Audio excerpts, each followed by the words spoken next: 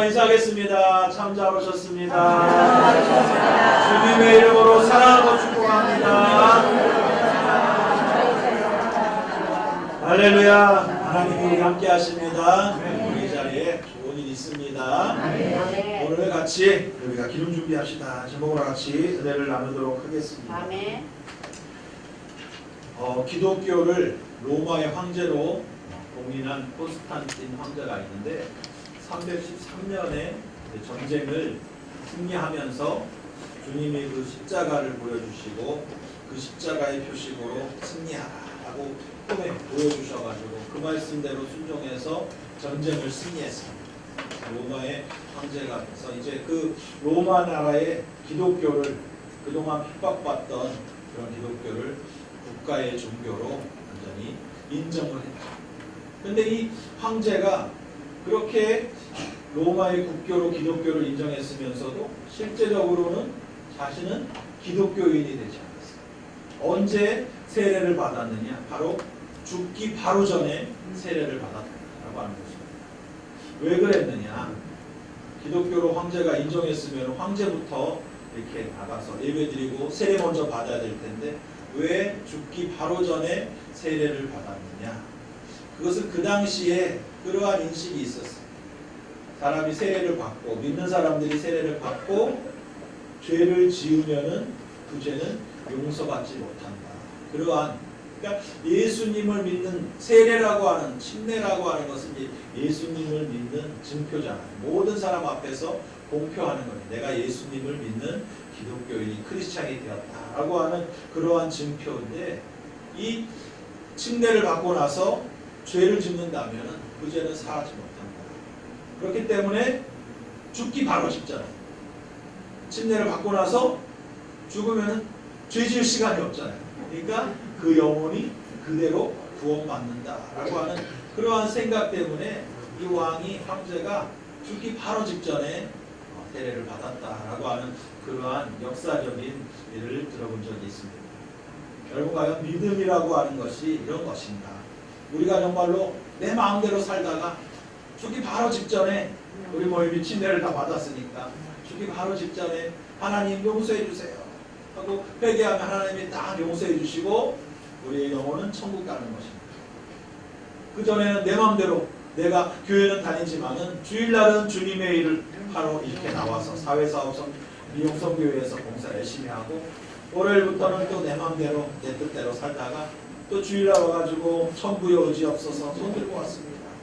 그렇게 회개하고 죄짓고 회개하고 죄짓고 믿음의 그리스도인이라고 하는 크리스찬이라고 하는 이름은 이렇게 이름표를 달고 다니는데 행하는 것은 전혀 크리스찬답지 않은 그러한 모습으로 살아간다면 우리 하나님께서 우리를 보고 뭐라고 하실까? 오늘 이 성경 말씀을 통해서 정말 믿음은 어떠한 것인가 오늘 살펴보기를 원합니다.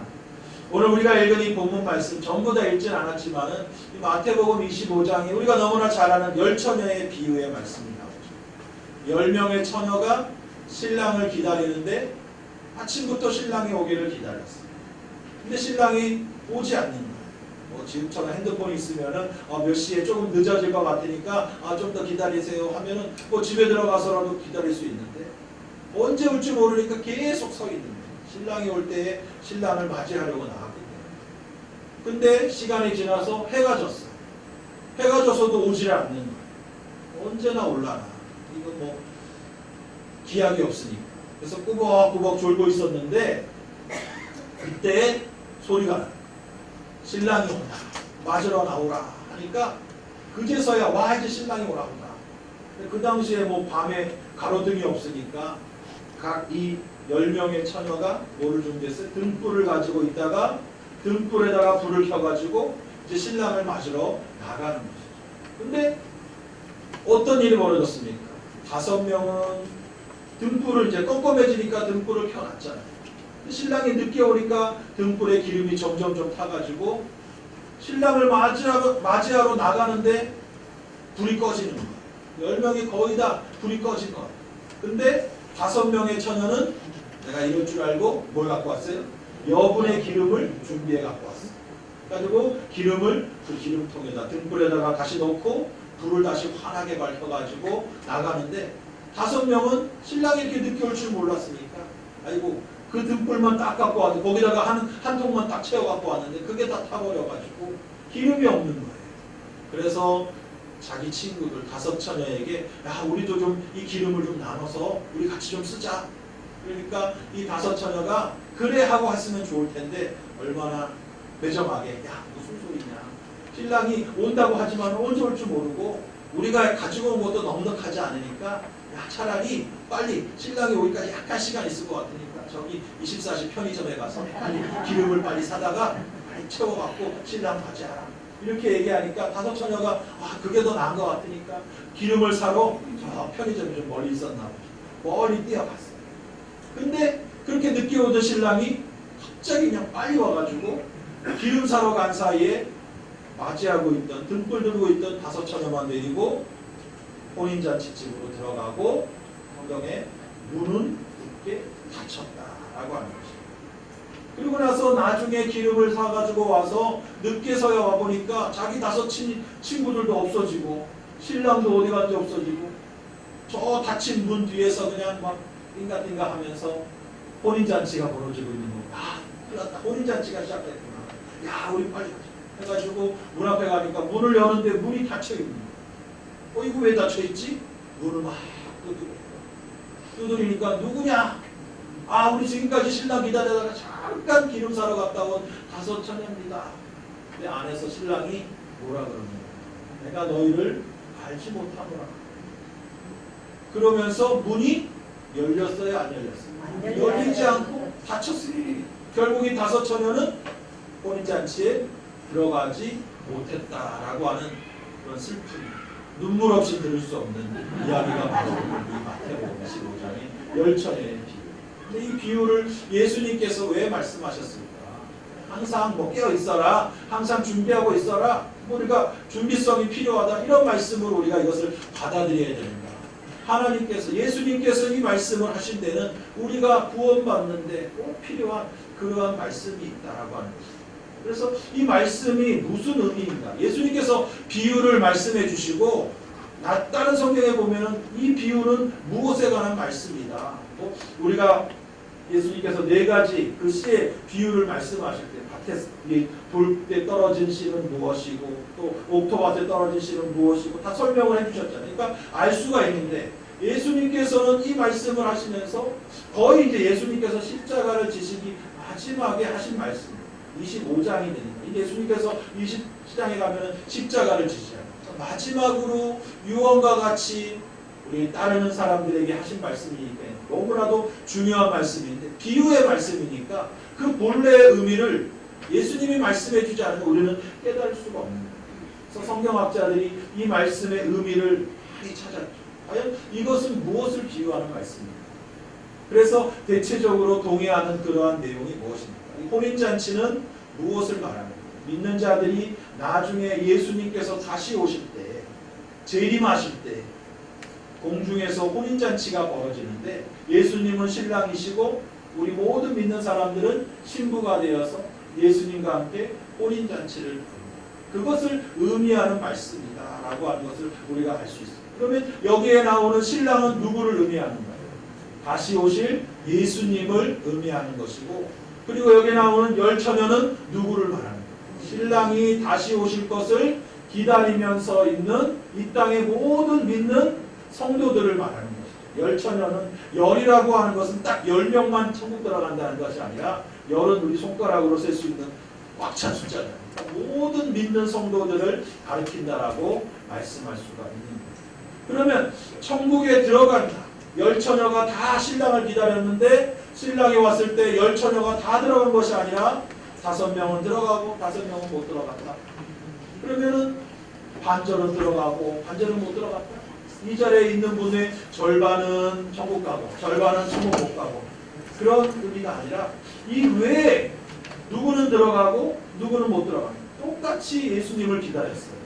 믿음이 없는 사람들이 아니었어요. 10처녀는 다 신랑이 올 것을 알고 신랑을 고대하던 아침부터 저녁까지 그냥 눈이 빠지게 신랑을 기다려 예수님 재림을 기다리던 성도들이었어요. 믿지 않는 사람들이 지옥 가는 거예요. 당연하죠. 근데 예수님을 믿는 사람들을 오늘 말씀하고 있는 거죠. 예수님을 믿는 사람들 중에서도 누구는 들어가고 누구는 못 들어간다.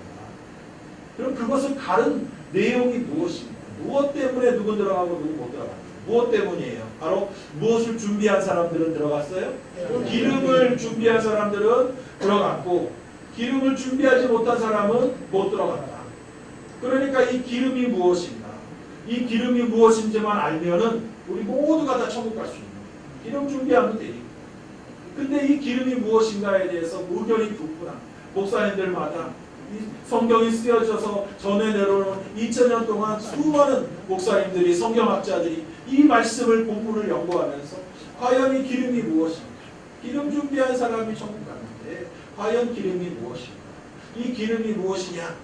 뭐 대체적으로 많이 다 동의하는 모든 100%가 동의하는 그런 내용은 아니지만 우리가 성경 말씀을 읽을 때 한 구절을 읽었는데 그것을 모르겠다 그러면은 어떻게 해야 되겠어요? 자기의 생각으로 이것을 말씀을 해석해야 되겠습니다. 자기의 생각을 넣어가지고 해석하면 그게 바로 뭐가 되는 거예요? 2단 되고 3단 되고 4단 되고. 그러니까 우리가 성경 말씀을 모를 때는 성경은 성경으로 해석해야 되는 거죠. 그러니까 우리가 이 구절을 모른다. 8절 말씀을 읽었는데 모르겠다. 그러면은 앞절과 7절과 11절 그 앞뒤 구절을 보면서 그 안에서 예수님이 하신 말씀을 깨달아야지 내 생각을 거기 집어넣어가지고 아 이건 뭐다 라고 하면 안 된다. 근데 오늘 이 말씀을 다 읽어봐도 이 예화의 말씀, 이 비유의 말씀을 읽어봐도 기름이 뭔지는 정확하게 말씀하고 있잖아요. 만약에 앞뒤 구절을 모르겠다, 읽어도 모르겠다 그러면은 그 전체 장을 25장 전부를 다 읽어보고 거기에서 예수님이 말씀하신 것이 무엇인가 우리가 알아야 된다라고 하는 것입니다. 근데 그래도 모르겠다. 그러면 어떻게 되겠어요? 마태복음 전체를 다 봐야 되겠죠. 마태복음 전체를 보면서 그 성경에 흐르는 마태가 하나님의 그 말씀을 적었지만은 성령의 감동으로 적었지만 집중적으로 주제를 가지고 누구에게 이 마태복음은 유대인들에게 전해지는 그러한 복음으로 사용했어요. 그러니까 유대인들에게 어떻게 살아야 되는가 그것을 말씀하고 있는데 유대인들이라고 하는 사람들을 보면은 오늘 대체적으로 이 마태복음에 보면은 예수님께서는 특별히 행위를 강조하고 있다라고 합니다. 특별히 유대인들도 보세요. 예수님을 하나님을 믿는다라고 우리는 구원받고 우리는 선택받은 백성이라고 생각하고 있지만 그 유대인들이 다 구원받는 것이 아니죠. 너희들이 하나님의 말씀을 알고 십계명을 아무리 잘 지킨다 할지라도 너희들이 그 마음 가운데 믿음이 없다라면 행함이 없다라면 구원받지 못한다라고 하는 것을 예수님이 계속해서 말씀하시는 것을 마태가 수많은 예수님의 말씀 가운데 오늘 행함에 대해서 이 말씀 마태복음에 많이 기록하고 있다라고 하는 것입니다. 그래서 성경학자들의 대부분의 그러한 결론은 바로 이 기름이 무엇이냐? 행함이다라고 하는 것입니다. 행함이 있어야지 구원받는다. 그것도 선한 행함이다라고 하는 것입니다. 우리 사회사업, 미용성비에서 얼마나 선한 사업 많이 하고 있습니다. 믿지 않는 분들에게 사회사업을 통해서 또 미용기술을 통해서 많은 선한 사업을 하고 있는데 그러면 우리가 믿음과는 상관없이 행함을 가지고 열심히 구제하고 성도하고 선한 일만 많이 하면 다 구원받는 것인가? 그럼 그게 맞는 말인가요? 행함으로 구원받을 수 있나요? 착한 일 많이 한다고 구원받을 수 있어요? 그렇다면 뭐 저 불교 다니는 사람도 이슬람 믿는 사람도 다 구원받겠네. 얼마나 뭐 불자들도 막 몇 억씩 턱턱 기부하는 사람 얼마나 많아요. 그것이 아니다라고 하는 것이죠. 여러분 우리가 무엇으로 구원받습니까? 오직 구원받는 것은 믿음. 예수님이 나를 위해서 십자가에 죽으셨다. 나의 죄 때문에 죽으셨다라고 하는 것을 믿음으로 우리가 구원받는 것이지 절대로 행함으로 구원받는 것이 아니다라고 하는 것입니다. 그러면은 왜 목사님들, 신학자들은 이거를 믿음이라고 해야지 기름은 믿음을 준비해야 된다라고 해야지 왜 행함이라고 말을 했느냐? 여러분 열처녀는 다 어떤 사람이라고 했어요? 예수님이 다시 오실 것을 알고 믿고 기다리는 사람. 열처녀는 다 기본적으로 뭐가 있어요? 믿음이 예수님을 믿는다. 나는 예수님이 다시 오실 것을 믿는다. 믿음은 기본으로 있는 거예요. 그러니까 이 믿음은 뭐라고 할 수 있을까? 등불이라고 말할 수 있을 거예요. 다 등불은 10명이 다 가지고 있었어요. 근데 그 믿음을 믿음되게 하는, 믿음이 환하게 밝혀지게 하는 그것이 뭐라는 거예요? 행함이다라고 하는 것입니다. 나는 예수님 믿는다 하면서 내 마음대로 내 멋대로 살다가는 그 사람은 행함이 없는 거예요. 그것을 오늘 마태복음에서는 계속해서 말씀하고 있는 것이죠. 그래서 오늘 보니까 마태복음 7장에 보면은 예수님께서 그런 말씀을 하셨어요. 어떤 사람이 집을 짓는데 지혜로운 사람은 집을 어디에다 짓는다는 거예요? 반석 위에다가 집을 짓는다.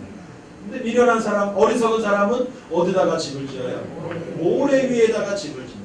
그것을 마태복음 7장에 예수님께서 말씀하시면서 그러므로 누구든지 나의 이 말을 듣고 행하는 자는 그 집을 반석 위에 지은 어떤 사람? 지혜로운 사람 같으니. 그 집을 반석 위에다가 지은 지혜로운 사람 같으니. 오늘 열처녀의 비유에서도 5명은 어떤 사람이에요? 지혜로운, 슬기로운 5처녀. 또 기름 준비하지 않은 5처녀는 뭐라고 불러요? 어리석은 미련한 5처녀라고 부르는데, 오늘 슬기로운, 지혜로운 사람은 바로 반석 위에다가 집을 짓는 사람이다. 근데 그 앞에 나의 말을 듣고 어떻게 하는 사람이? 행하는 사람.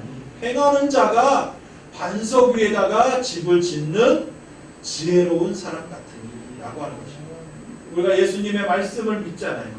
말씀을 믿고 그 말씀대로 행하는 사람, 그 사람은 반석 위에다가 집을 짓는 사람인데, 그 사람은 어떤 사람이라고 하나님이 인정하셔요? 지혜로운 사람이다 라고 인정하셔요.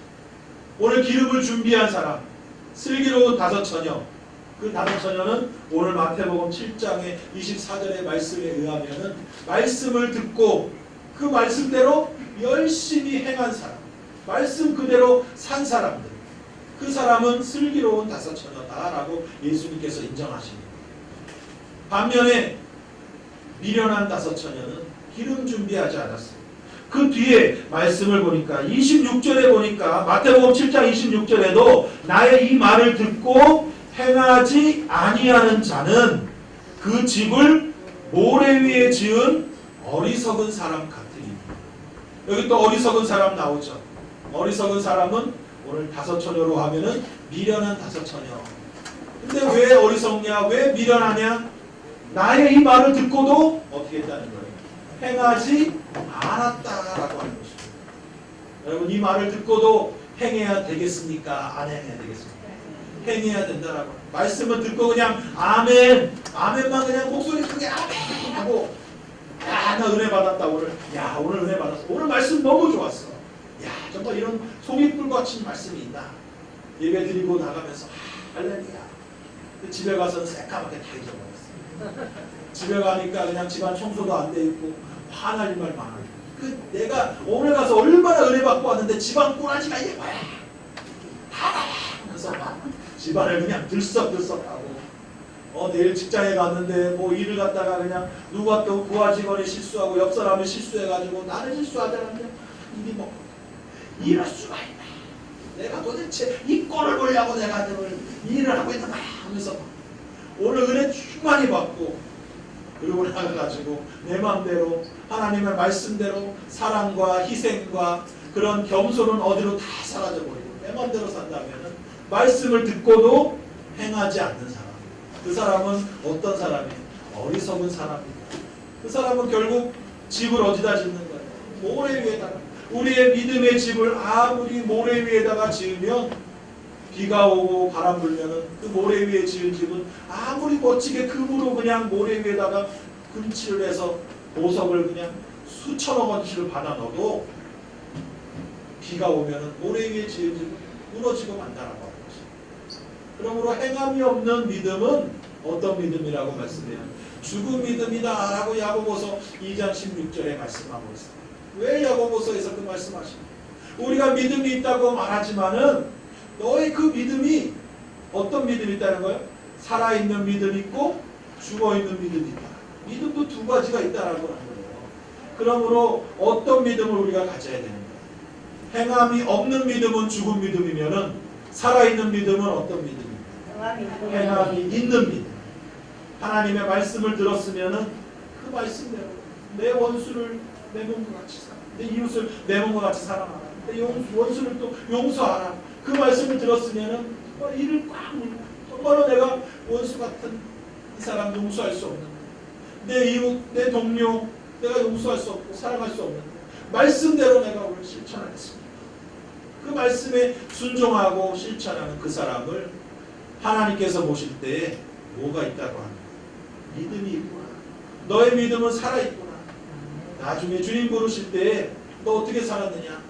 아, 예수님, 제가 우리 여의도 순복음교회 사회사업 미용성교회에서 내가 회장도 하고 부회장도 하고 내가 총무도 하고 실장도 하고 여러 가지 내가 주일마다 그냥 내 몸이 부서져라 열심히 봉사하고 헌신했습니다. 그래, 잘했구나. 하나님의 말씀대로 실천한 사람은 잘했다는 칭찬받지만 말씀을 듣기는 들었는데 행하지 않은 그 사람은 주님께서 내가 너를 도무지 알지 못한다. 무슨 소리입니까? 내가 예수님 믿은 지 40년 50년 다 돼가는데 왜 예수님 나를 모른다고 하십니까? 너의 믿음은 도저히 빛이 나지 않는 거야. 너의 믿음을 내가 볼 수가 없다. 행함이 없는 믿음은 죽은 믿음이기 때문에 주님 앞에 갈 수가 없습니다. 여러분, 이 말씀을 듣고 여러분 우리가 어떻게 살아야 되겠습니까? 하나님의 말씀을 우리가 열심히 나와서 예배드리는 것 중요해요. 그것보다 더 중요한 건 하나님의 말씀을 들었으면 그 말씀을 우리 삶 속에 실천해야 돼요. 이 땅에 정말 천만 기독교인이 있다고 하지만은 왜 세상이 어두워지고 왜 세상이 기독교를 욕합니까? 수많은 헌금을 하고 수많은 어려운 일이 있을 때마다 우리 크리스천들이 얼마나 많은 후원을 하고 직접 몸소 달려가 가지고 집도 고쳐주고 수많은 고생을 하는데 왜 그렇습니까? 그 사람들과 우리가 옆에서 보고 있는 믿음의 사람들이라고 하는 사람들의 그 모습을 보면은 세상 사람, 안 믿는 사람과 똑같이 살기 때문에 그 사람들이 빛이 나지 않기 때문에 여러분, 우리 하나님께서 우리에게 원하시는 것은 살아있는 믿음을 갖기를 원하십니다. 모두가 다 기름준 믿음을 가지고 그 믿음에 걸맞는 행함으로 하나님을 기쁘시게 하는 그런 믿음의 모든 성도님들 되시기를 주님의 이름으로 축복합니다. 우리 주님께서 저 여러분이 하고 있는 이 사회사업 미용성교 귀한 사역을 기뻐하실 줄로 믿습니다. 교회 나와서만 그럴 것이 아니라 가정에서, 여러분들 직장에서 이웃들에게 예수님의 사랑을 하나님의 말씀 그대로 행하는, 그래서 하나님이 잘했다 칭찬하는, 여러분은 천국에서 두 팔 벌려 여러분을 맞이하는 그날이 분명히 오게 될 줄로 믿습니다. 그때까지 힘들고 어렵지만 날마다 말씀대로 순종하면서 행함으로 하나님을 기쁘시게 하고 여러분의 믿음의 등불이 환하게 밝혀지는 우리 모든 분들 되시기를 주님의 이름으로 축복합니다. 우리 말씀을 생각하면서